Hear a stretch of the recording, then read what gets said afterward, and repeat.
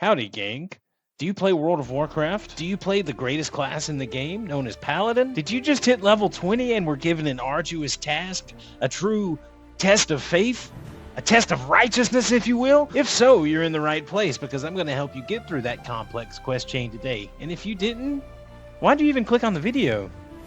The first quest you receive from your class trainer in this quest chain is called the Tome of Valor, which instructs you to travel to Westfall and defend Daphne Stillwell from attacks of vicious Defias Brotherhood thugs. It's a fairly easy quest to complete. I think it's kind of amusing that Daphne is a Second Amendment gal, and even though you're a magical paladin that's literally got the forces of the light on your side, Daphne insists on joining you in the fight. Which brings me to tip 1. Feel free to use Daphne to tank some of the Defias to make this part of the quest chain easier, but overall it's a fairly easy fight, and if you're prepared with potions and using your abilities, you should be able to do this one pretty easy.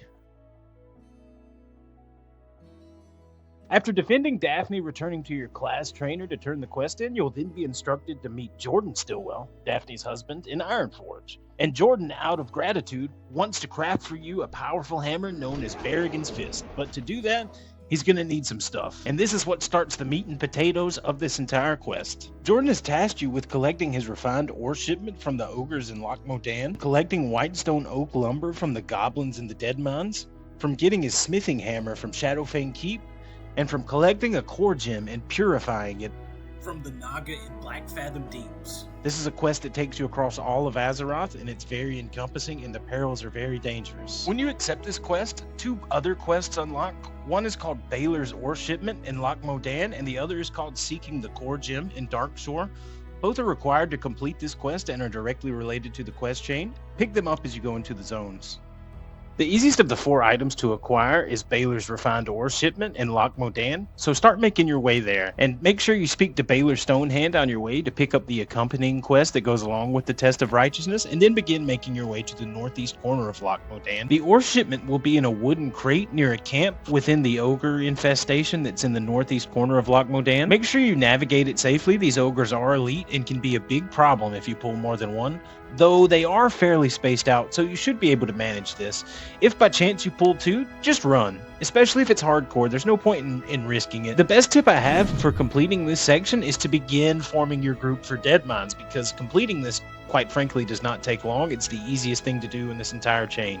Next on our list, we're going to take a trip down memory lane and go to the great dungeon that is the Dead Mines. So round up 4 of your best buds and have a good time. You're about level 20 plus at this point, so the Dead Mines should be a pretty easy clear for you. The best tip I have for you in this section is to remember you don't actually have to do the entire dungeon. You only have to get to the second boss room where Sneed is and collect your whitestone oak lumber. Just don't tell the rest of your dungeon mates that you're only going to the second boss.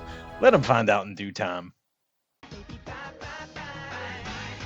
Next up, we're doing the Purified Core Gym, so put on your adventuring cap, head to Meneth Hill, and be ready to take this transoceanic cruise all the way to Darkshore. Honestly, this quest reminds me why I fell in love with World of Warcraft in the first place. The sense of adventure is at an all-time high as you really get a scope of how large this world really is. Wait a minute, this is Theramore.